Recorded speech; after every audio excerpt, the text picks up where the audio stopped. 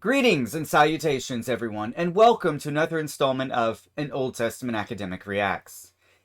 From time to time, I receive comments asking if Yahweh had a wife called Asherah. At other times, I receive comments or questions on the significance or what the significance is with the Asherah pole, and also I get comments asking what connection does Asherah have with trees.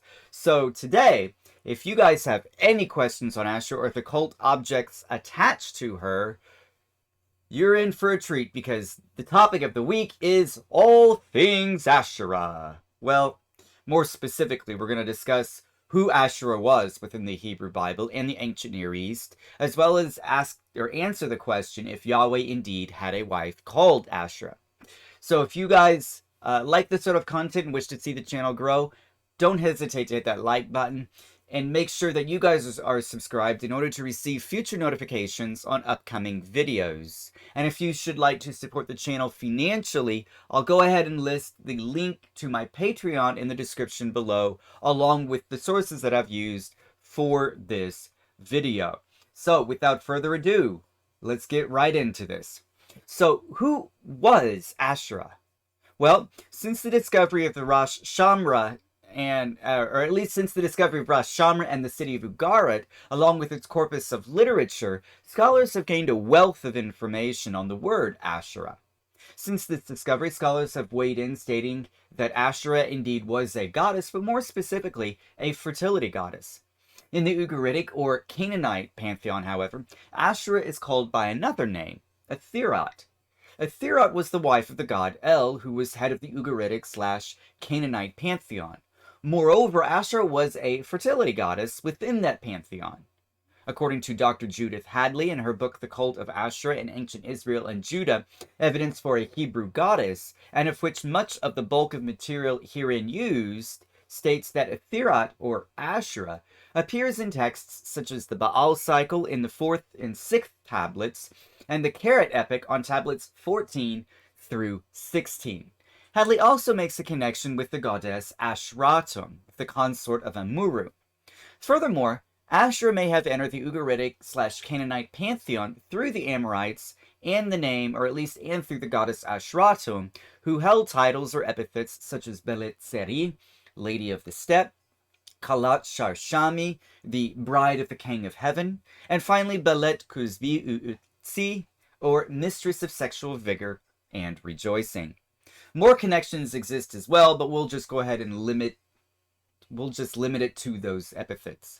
Now, as I said, Athirat, or Asherah, was the consort of El, who was the head of the pantheon, the Ugaritic Canaanite pantheon, whilst Ashratu may have been the consort of the Amorite deity Amuru, shown here. Steve Wiggins of the University of Edinburgh unfurls connections with the land of Amuru as well in connections with Asherah. Already established among scholars is the idea that Athirat possesses a connection with the sea, considering her epithet, Lady Athirat of the Sea. However, there also seems to be an association with land.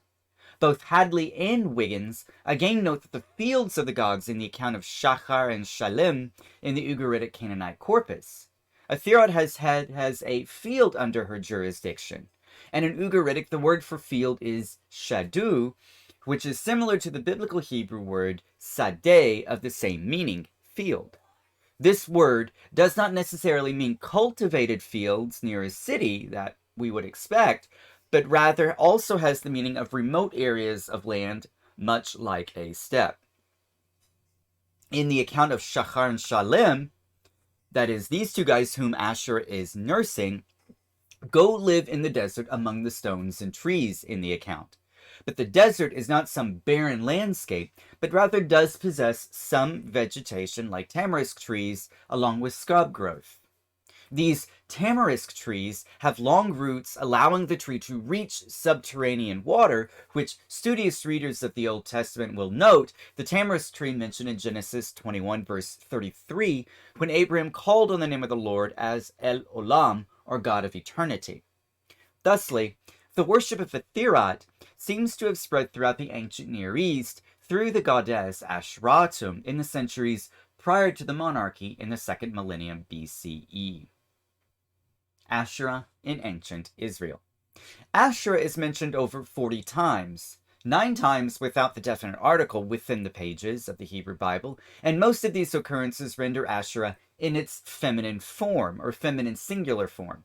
Moreover, 4 times the word is in singular form, namely in Deuteronomy 26:21, 2 Kings 17:16, and 22 verse 3, and finally 23:15, and 3 times in the masculine plural. So Asherah is hardly a word that we can simply ignore, but rather we must address this. Now, Hadley is rather exhaustive in her thesis, going in depth in each verse explaining if a particular passage is describing an altar or image or polemics against foreign cults or cult objects. Therefore, sadly, we will not be able to touch on each passage in which the word Asherah is mentioned. Dr. Joan Taylor of King's College puts forth the argument that archaeological discoveries may suggest that the menorah was designed with the usual form of an Asherah, the cultic symbol of the goddess herself, firmly in mind. However, Taylor admits that until now no consensus exists on what an Asherah was. According to her, that is, Taylor, Asherah is an extensively pruned living tree, or which seemingly explains the verbs which denote a fashioned object, and those who may refer to a living tree. In turn, this pruned living tree is similar in form to the stylized trees of the menorah.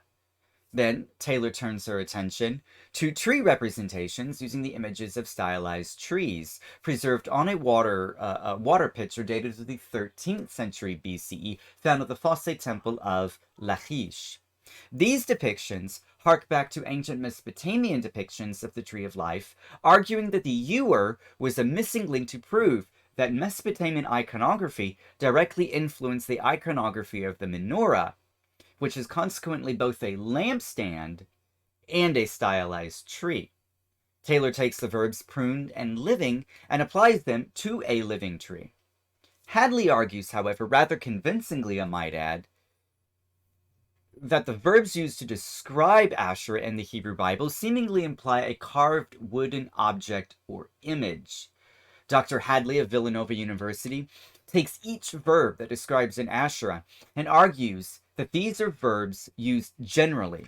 Therefore, verbs like karath and saraf, meaning to cut and burn completely, respectively, in Exodus 24:13 and Deuteronomy 12 verse 3, are generic in nature. I should also like to admit here that Hadley includes several other verbs in addition to the 2 I just mentioned as well, totaling in all 16.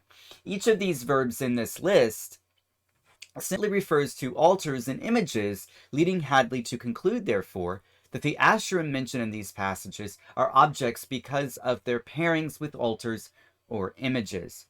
Now, Hadley attributes all the references to Asherah to the Deuteronomists apart from Micah and Isaiah, Exodus 34:13, Isaiah 17 verse 8, claiming these verses are glosses. There are unfortunately problems with dating the Deutero literature, including the Book of Kings. However, that does not exceed the expectations or goals of this video, but suffice it to say that the Josianic reforms have swayed her thinking and dating of the text.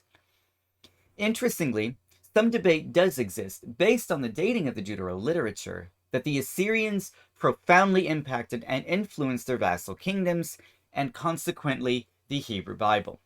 Spieckermann avers that Assyrian policy towards their vassals was to impose elements of their cult upon their vassals, namely their religious cult.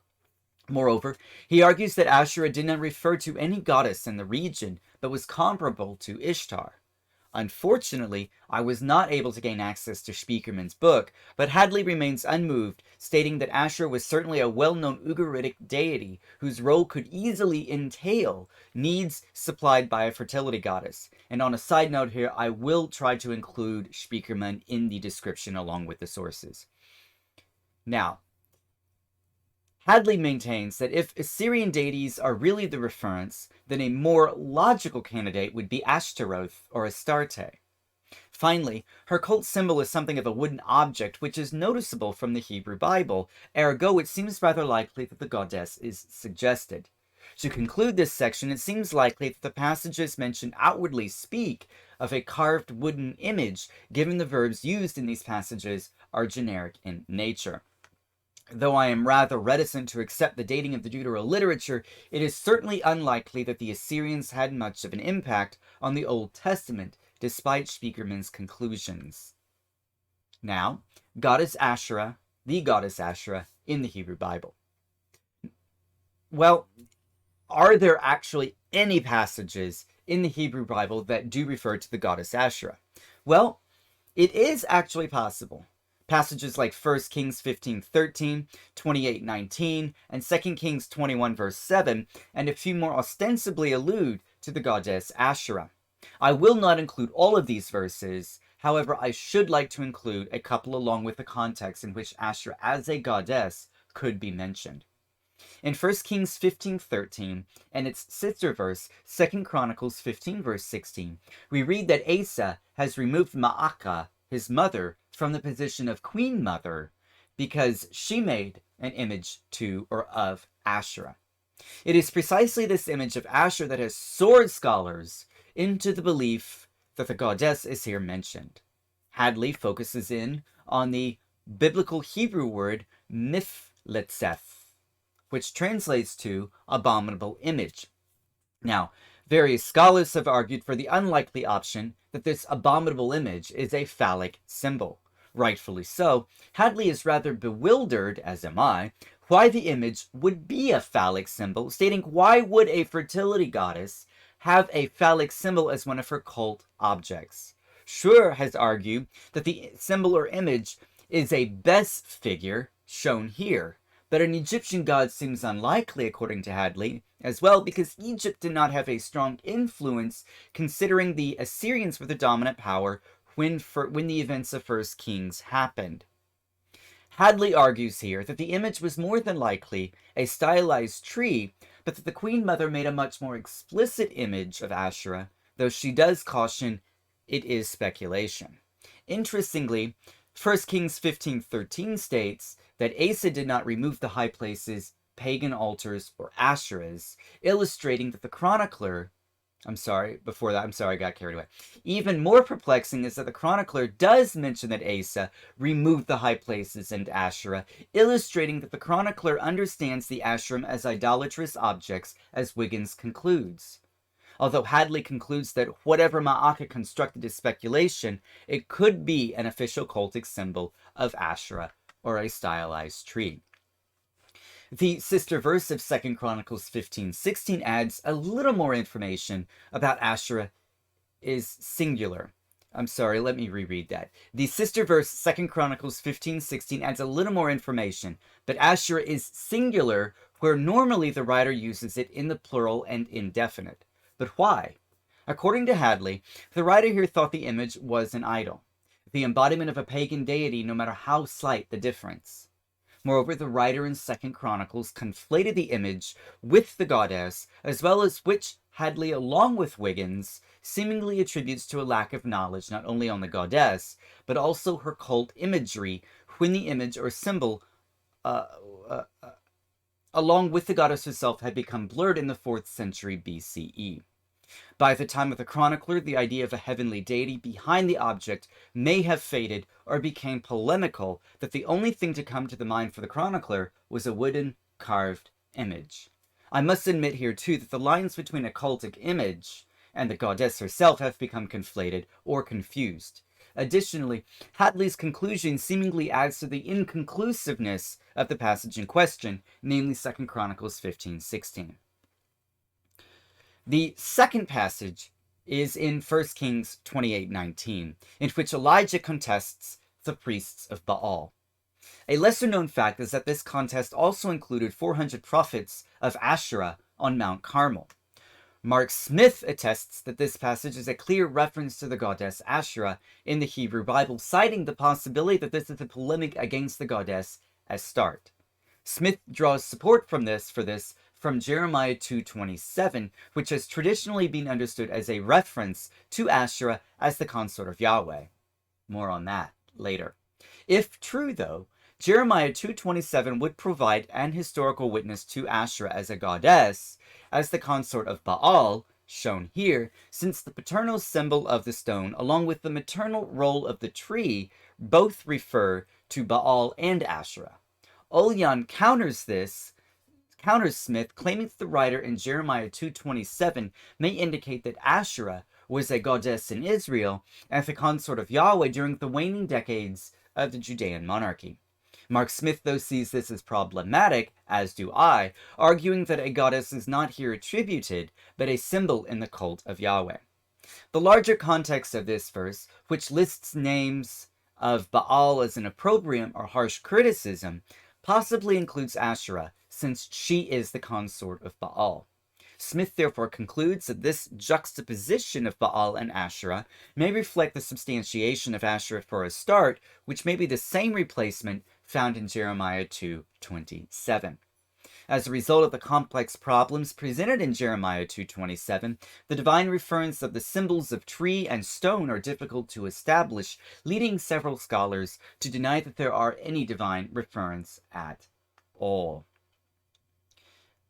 The Kuntilit Ashrud inscriptions.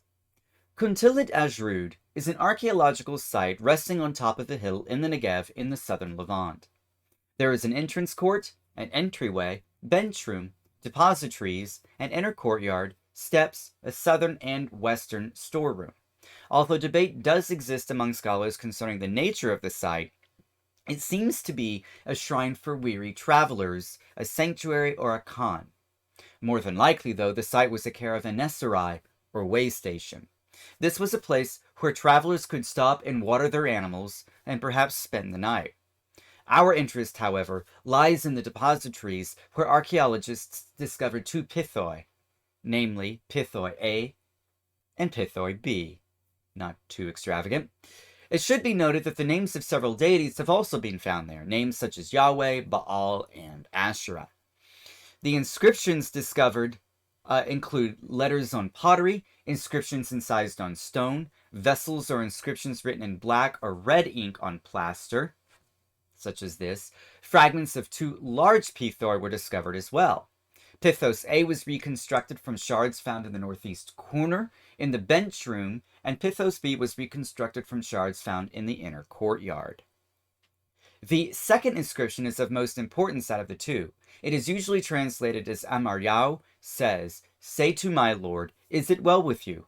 I bless you by Yahweh of Taman and by his Asherah.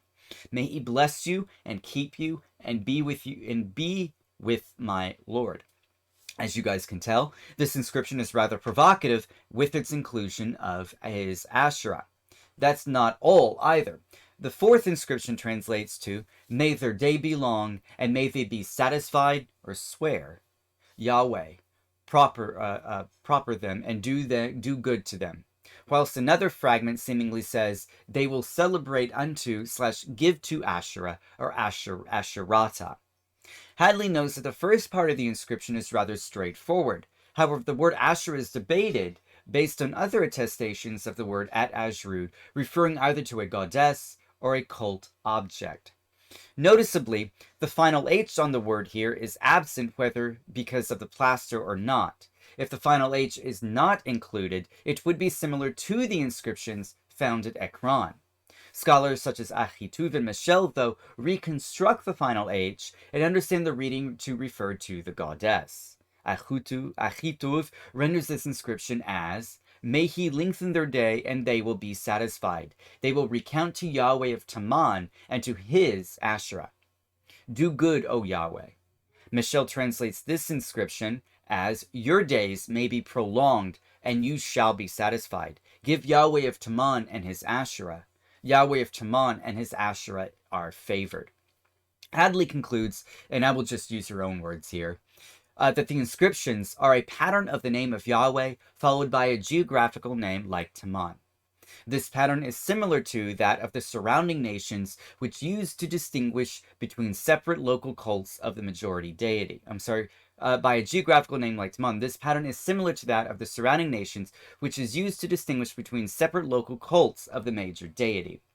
The extent to which the worship of Yahweh is different from site to site is unknown, though all of the inscriptions which pair Yahweh and Asherah at Asrud supply a geographical name with Yahweh, whereas other inscriptions at the site mention Yahweh without Asherah, or inscription 3 noted above. Although both of these attestations of Yahweh are also spelt without the final H, do not have a geographical name. This has led Wiggins to observe that it seems as though he references to the references to the Asherah of Yahweh are geographically bound. So perhaps it is not only Yahweh of the different site that is important, but the Asherah of the different site as well. It is a possibility that Asherah is represented here, Hadley states, however, by her symbol of a tree and not as a goddess. She goes on to state that the iconography of sacred trees in general and of Asherah in particular is far too vast a subject to consider, ergo inconclusive once more, with the exception of her conclusion that it is more of a cult symbol than the goddess herself. But such is the way of ancient history sometimes, am I right? In conclusion, therefore, Asherah, or as she is known by her Ugaritic name Therot, was a fertility goddess with whom she shared a connection with Ashratum, who was an Amorite deity and a consort of Amuru. She possessed several titles, such as Lady of the Steppe and Bride of the King of Heaven. Furthermore, this deity had connections to the desert and tree, which explains some of the connections littered throughout the Hebrew Bible. Asherah is mentioned extensively in the Hebrew Bible as well, with over 40 entries. Although Asherah does possess a connection with trees, it is, however, unlikely connection between the Tree of Life and Asherah. That is to say that there is no connection between the Tree of Life and Asherah. The verbs used to describe Asherah paired with cult objects, and some verses in the Hebrew Bible do mention the goddess as well, with 1 Kings 28:19 and Jeremiah 2:22 being two, whilst 1 Kings 15:13 seems rather inconclusive. Finally, the Pithoi Kuntilit Asrud has led to the argument that the goddess may be mentioned alongside Yahweh. However, this is also improbable or unlikely, given the geographical names present and the symbols of the sacred trees are far better attested than the goddess herself. So I want to thank you guys for watching, and let me know your comments in the section below. Do you think that the inscriptions on the Asrud Pithoi attest to the goddess or don't? And state the reasons why. But that will conclude this episode. If you guys, again, like this sort of content and wish to see the channel grow, I would encourage you to hit that like button and make sure that you guys are subscribed to receive future notifications on upcoming videos, especially since my next weekly topic could be David and Jonathan. So I will also leave a link to my Patreon in the description below as a reminder if you guys wish to support the channel financially. And as always, I will wish you guys a wonderful day.